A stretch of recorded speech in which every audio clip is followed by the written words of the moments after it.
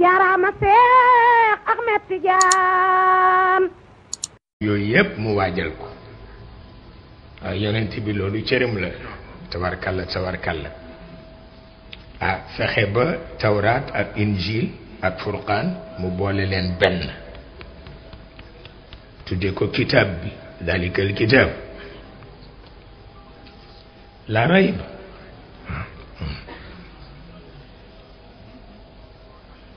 su ko defee man ko koy organiser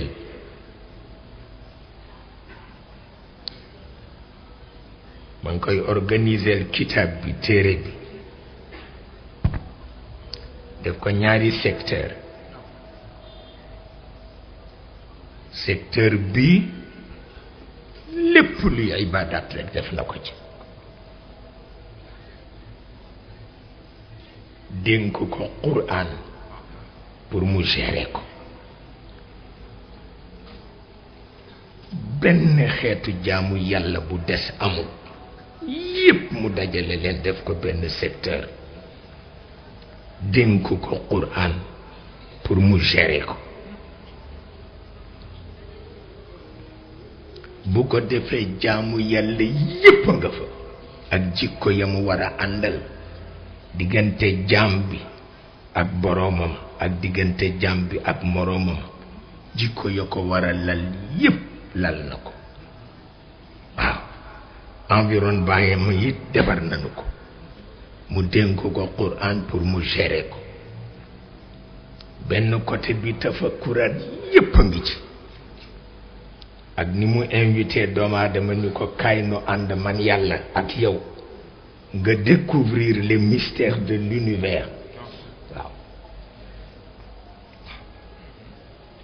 qul unzuru maada fi samawat waaw loolu la ko wax waaw xool leen li ci asamaan si nag jot na ngeen fexe ba adduna yi ci ne ngeen découvriral ma ko sanurihim ayatina fil afaqi wa fi anfusihim man naa ànd ak yéen ba ngeen découvrir yooyu yëpp waxuma la yi ci asamaan si mais yi ci seen yaram sax xamu leen ko mais catastrophe la ah farji al basar hal tara min futur ثم ارجع البصر كرتين ينقلب إليك البصر خاسئا وهو حسير loolu mooy li ci nekk waaye boo demee ci côté bi Qur'an géré nga xam ne ibadat yi yëpp nga fa candidat yi yëpp nga foofu ndax moo gën a yomb boo ñëwee ci li Furqaan géré doo fa fekk kenn ñëpp dañ koy daw ndax dafa jafe waaw moo tax nga xam ne dañuy naxanteeg yàlla dañuy naxanteeg moom ndax tey yonent bi am na lu ëpp 2 milliards taalibe ci kaw suuf seetal loolu te lu ñu soxla keneen na leen koy jaay est-ce que loolu jaadu na waaye doo leen condamné gum waaw fokk dafa am looy bàyyi xel